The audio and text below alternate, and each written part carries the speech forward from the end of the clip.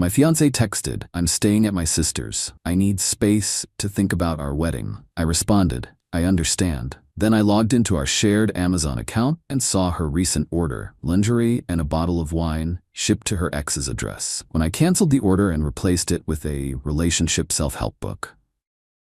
Let me start by saying that I never thought I'd be one of those guys posting about relationship drama on Reddit. I always figured I was too boring, too stable, too normal for this kind of soap opera nonsense.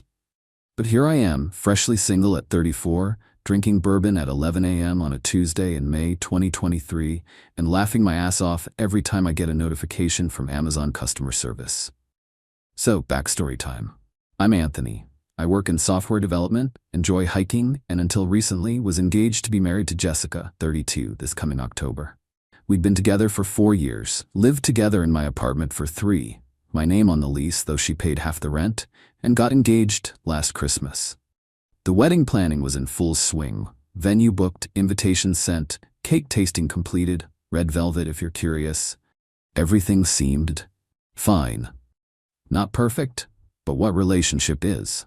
We had the occasional argument about typical stuff. She thought I worked too much. I thought she spent too much money on clothes. She wanted kids right away. I wanted to travel first. But nothing that felt relationship ending. About 3 weeks ago, Jessica started acting weird.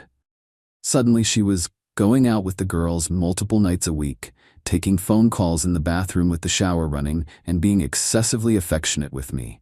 The kind of syrupy sweetness that always feels like overcompensation for guilt. I'm not an idiot, but I'm also not naturally suspicious. I figured maybe she was stressed about the wedding, or work, or both. So I asked her if everything was okay, and she gave me the dreaded, "Everything's fine." You know, the one with the tight smile and dead eyes that means everything is very much not fine. But she's already decided it's your fault and is just waiting for you to figure it out. Last Friday, I got home from work to find a note on the kitchen counter. "Staying at Melissa's for a few days. Need some space to think about things.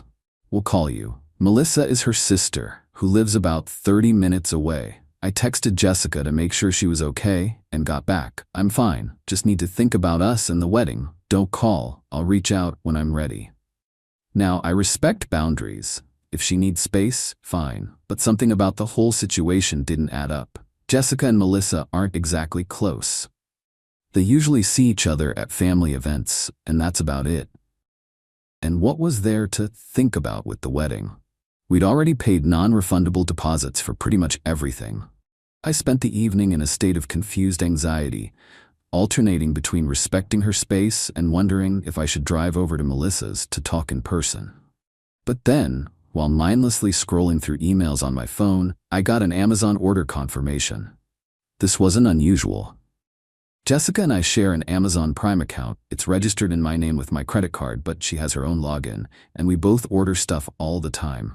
We get emails for all orders since we set it up that way to track household purchases. But this order was interesting. A bottle of Veuve Clicquot champagne, a set of black lace lingerie, not her usual style, and a scented candle, all gift-wrapped with a message that just said, "Can't wait, so." And here's where things got really interesting. The shipping address wasn't our apartment. It wasn't Melissa's place either. It was an address I didn't recognize in a part of town I rarely visit. So I did what any normal person would do in 2023. I Googled the address. It was an apartment complex. Nothing remarkable there. But then I remembered something. About a month ago, Jessica had shown me an Instagram post of her college friend's housewarming party. I recognized the apartment complex in the background of one of the photos. And guess who was also in that photo? Ryan, Jessica's ex-boyfriend from college, who she'd always described as the one that got away, before quickly adding, "But it worked out for the best because I found you." Ryan, who had conveniently moved back to our city 6 months ago. Ryan, who Jessica had reconnected with just as friends at a college reunion thing back in February. I found the post again, and there it was. Ryan tagged at the same complex where this order was headed. A quick check of the address format confirmed my suspicions. This wasn't just any random address. This was almost certainly Ryan's apartment. Suddenly, the late nights, bathroom calls, and need for space made perfect, horrible sense. My first instinct was to call her and confront her. But what would that achieve? She'd deny it, say I was invading her privacy, turn it around on me somehow. My second instinct was to drive to Ryan's apartment and wait for her to show up. But again, what's the end game there? A screaming match in a parking lot? No thanks. Instead, I did something much more satisfying. I logged into our shared Amazon account, canceled her order, which was easy since it was placed under our shared account, but with her login, and then placed a new separate order to the exact same address. But instead of champagne and lingerie, I sent 1. A book titled How to Not Be a Cheating Dirtbag, a relationship self-help guide, which I found on Amazon. It's an actual book about recognizing toxic relationship patterns. 2. A value pack of adult diapers.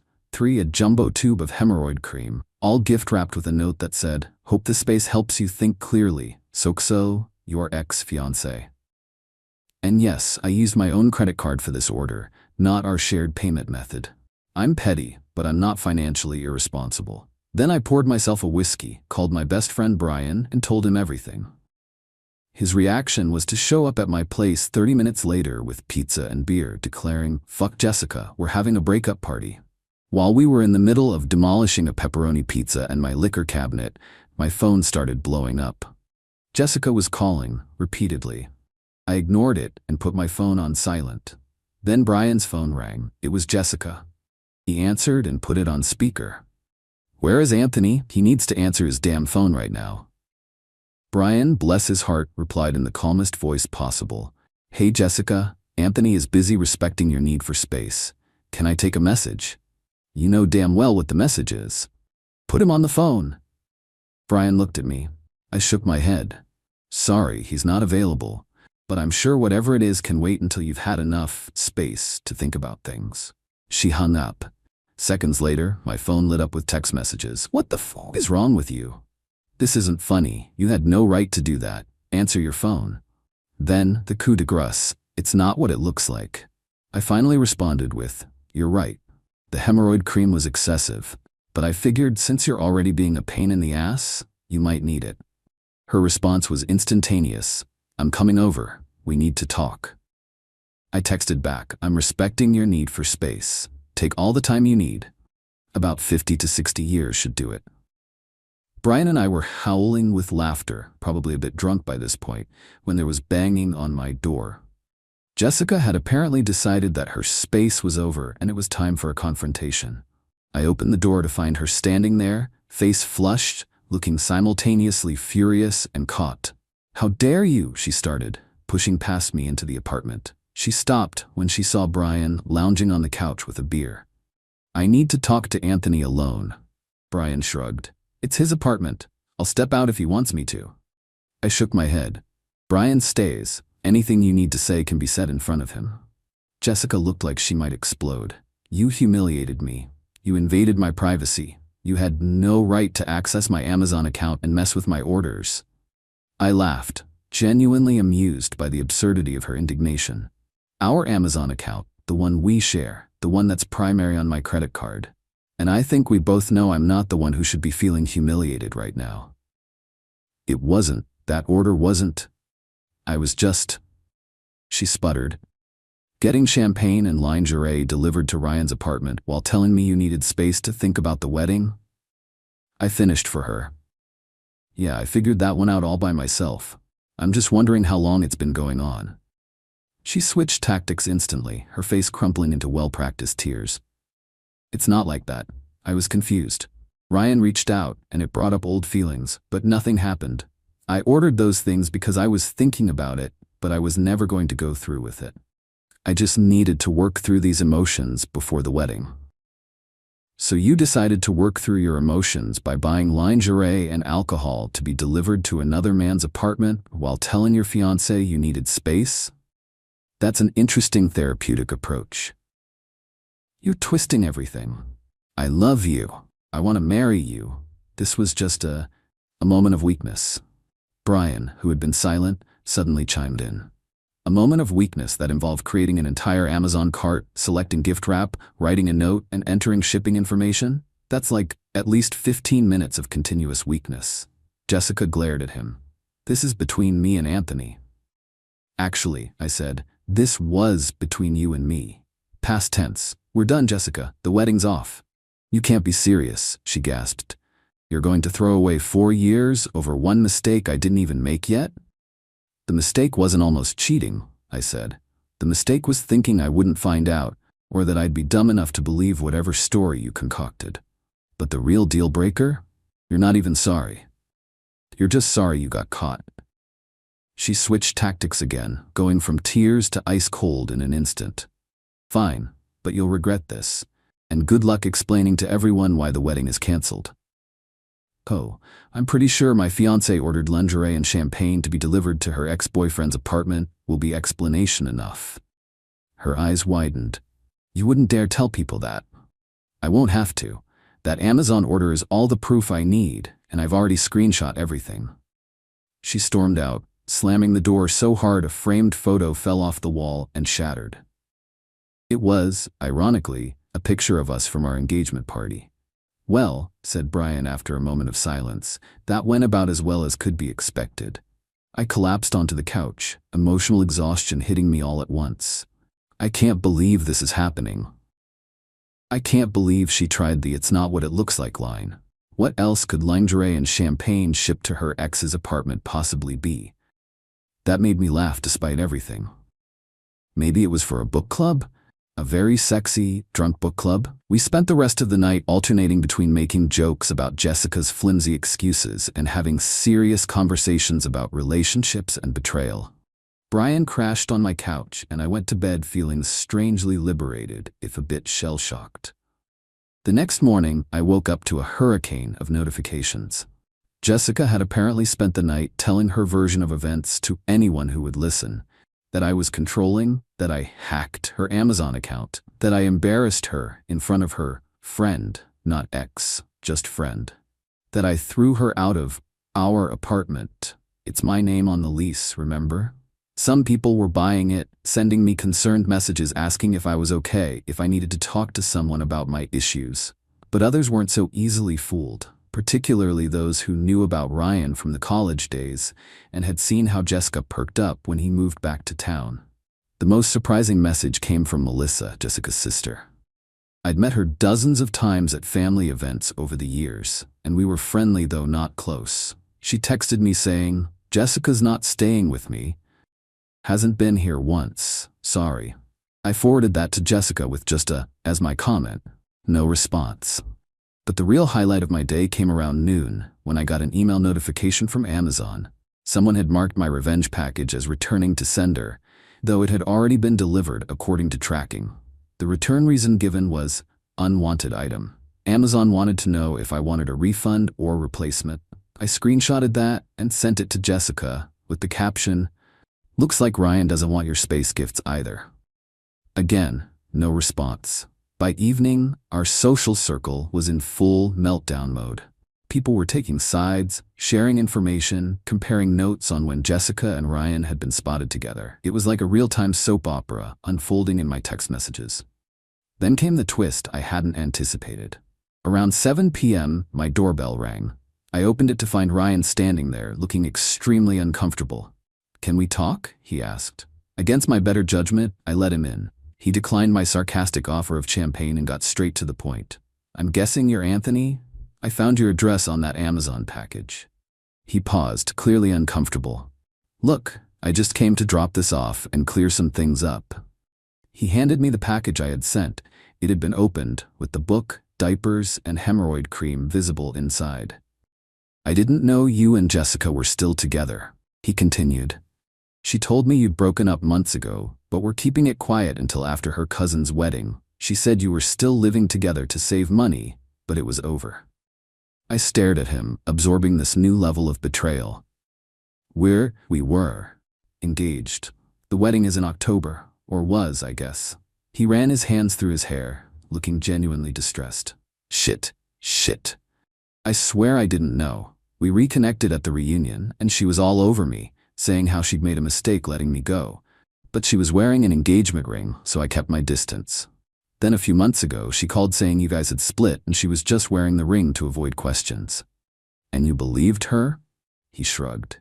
"Why wouldn't I? I haven't seen her in years. I don't know your relationship, and honestly, Jessica was always really convincing when she wanted something. I couldn't argue with that. Jessica had a talent for reshaping reality to fit her desires.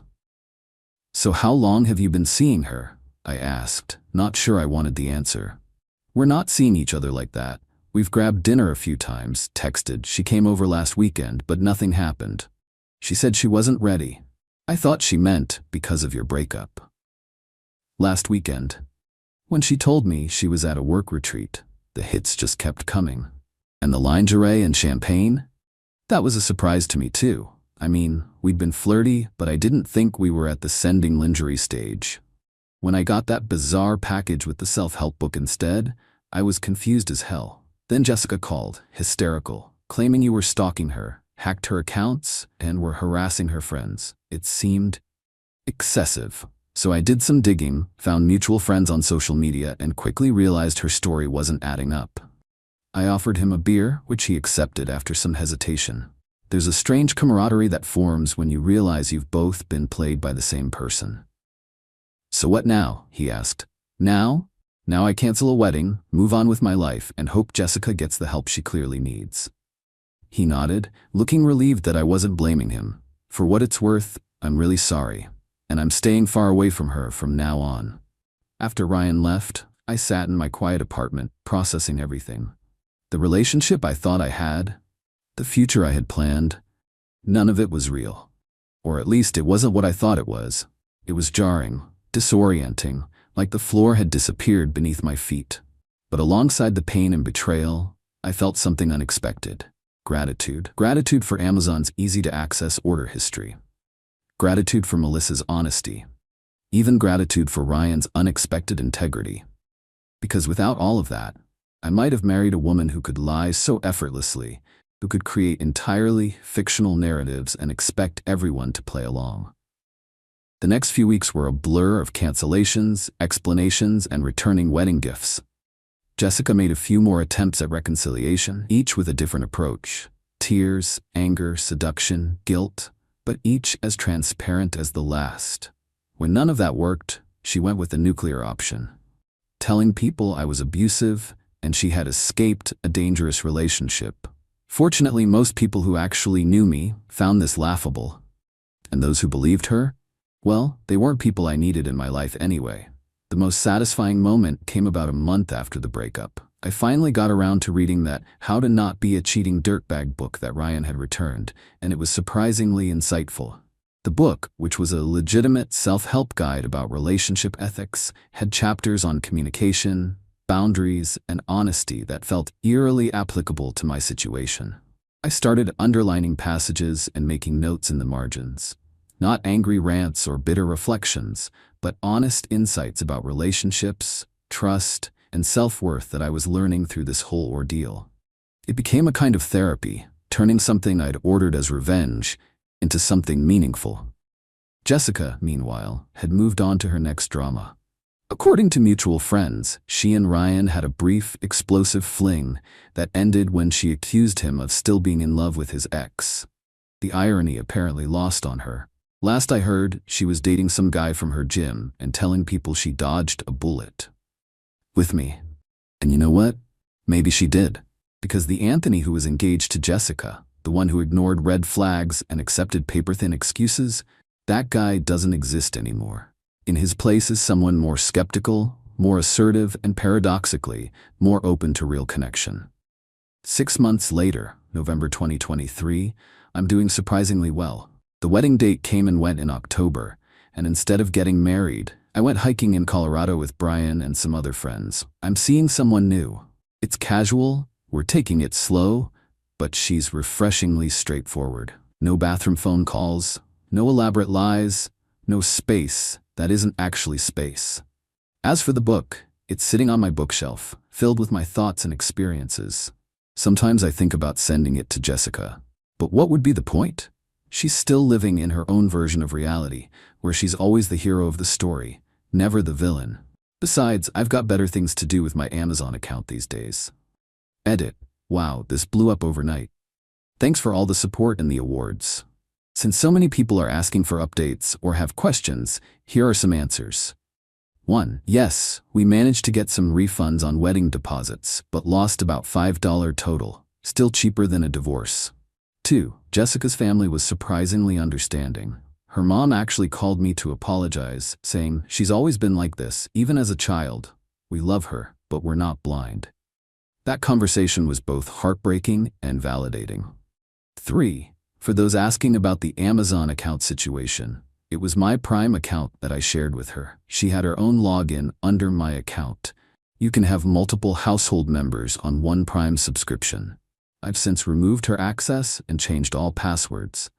The credit card on the account was mine, though she would sometimes use her own card for her purchases. 4. The new woman I'm seeing does know this story, a condensed version, and her reaction was perfect. "That's wild. I hope you've changed your Amazon password." I have. I've changed all my passwords. 5. Ryan and I are not friends, but we're civil. We've run into each other twice since everything went down. Once was awkward. The second time we actually had a beer and shared Jessica stories. Turns out she pulled similar stunts in college. 6. To the people suggesting I actually publish my thoughts from the How to Not Be a Cheating Dirtbag book, I've thought about it. Maybe someday. Right now it's just my personal journal of this bizarre chapter of my life. 7. And yes, I did eventually tell Jessica that Ryan came to see me and confirmed they weren't really together. Her response? "He's lying to save face. We've been together for months." Some people just can't stop digging when they're in a hole. Update 1 year later, May 2024. It's been exactly a year since the Amazon incident, and a few people have messaged asking for an update, so here goes. Life has a funny way of working out. Remember that casual relationship I mentioned? Not so casual anymore. Emma and I have been officially together for about 8 months now, and she moved in last month. She's everything Jessica wasn't: honest, direct, and secure enough in herself that she doesn't need constant validation or drama. She also has her own Amazon account, which is honestly a bigger turn-on than I ever expected. The most surreal development? Those notes I was making in the How to Not Be a Cheating Dirtbag book have actually turned into something. A publisher friend of Brian's saw my annotated version and thought the concept had potential. We've expanded it into a companion guide about recognizing relationship red flags and maintaining boundaries, with a humorous twist. It's being published next spring as a supplementary workbook to the original text, with permission from the original author, of course. I've been very careful to change all names and identifying details, but the core Amazon story remains, because it's just too good to leave out. As for Jessica, she's been on quite a journey, after cycling through a few more relationships, each ending with dramatic social media posts about how she deserves better. She actually reached out to me about 3 months ago with what seemed like a genuine apology. She said she'd started therapy and was beginning to recognize her patterns of behavior. I appreciated the gesture but kept my response brief and cordial. Boundaries, you know? 2 weeks later, she texted again asking if I'd put in a good word with Ryan, because she'd really like to clear the air with him too. And just like that, any hope that she'd truly changed evaporated. Some people just can't help themselves. The wedding that never was would have been last October. Instead of exchanging vows with someone who couldn't even be honest about where she was staying, I spent that weekend at a cabin with Emma, completely off-grid, watching leaves fall and drinking whiskey by a fireplace. No drama, no secrets, no Amazon deliveries addressed to mysterious third parties. If there's a lesson in all this, besides the obvious check your shared Amazon account, it's that sometimes the worst moments of your life become doorways to something better. That package of lingerie and champagne that wasn't delivered? Best non-delivery of my life. Oh, and one last thing. Ryan is actually dating Melissa now, Jessica's sister. They met at a mutual friend's party where they bonded over their shared Jessica stories. When Jessica found out, she sent me a barrage of texts accusing me of orchestrating the whole thing as revenge. I wish I were that strategic. The reality was much simpler. 2 decent people found each other after realizing they'd both been manipulated by the same person. Karma doesn't always arrive in the ways you expect. Sometimes it comes in an Amazon package, and sometimes it comes in the form of your ex's sister dating the guy your ex cheated with. Life is weird, and I wouldn't have it any other way. Update, 2 years later, May 2025. Didn't expect to be updating this again, but life continues to surprise me in the best ways. First, the big news. Emma and I got engaged last month. I proposed during a hiking trip to the same Colorado trails I escaped to when I was supposed to be getting married to Jessica. Full circle moment. We're planning a small wedding next spring. Nothing extravagant, just close friends and family. And yes, we have completely separate Amazon accounts. The companion workbook to How Not to Be a Cheating Dirtbag was published 3 months ago and has done surprisingly well. It's never going to be a bestseller, but it's found its audience, mostly through word of mouth and a few podcast appearances. The most surreal part? Getting an email from Jessica's most recent ex, post-Ryan, pre-current guy, who stumbled across it and recognized the stories. Changed my life, man. Seriously. Speaking of Jessica, she's engaged now too, to a guy she's known for approximately 8 months. He seems nice enough from what mutual friends say. Successful, a bit older, completely unaware of her history. I wish them well and sincerely hope she's grown. Some people do change, after all. Ryan and Melissa are still together and expecting their first child in December. They've become good friends with Emma and me, which is a plot twist I never saw coming. We do game nights monthly, and there's never any drama, just good food and terrible jokes. It's refreshing. The Amazon order that started it all has become something of a legend among our friends. For my birthday last year, Brian got me a custom doormat that says, "All deliveries must be approved by both residents." Emma nearly fell over laughing when she saw it. Sometimes I think about how different my life would be if Jessica had been a bit more careful with that order. Or if I'd never seen it. Would I have gone through with the wedding, only to discover the truth later? Would I be navigating a messy divorce instead of planning a wedding with someone I genuinely trust? Timing is everything, and sometimes a notification on your phone can change the entire trajectory of your life. If you're reading this and in the middle of your own relationship catastrophe, hang in there. The cliches about time healing all wounds and everything happening for a reason are annoying precisely because they're true. That doesn't make the present pain any easier, but it does give you something to look forward to. And maybe double-check your shared accounts. You never know what you might find.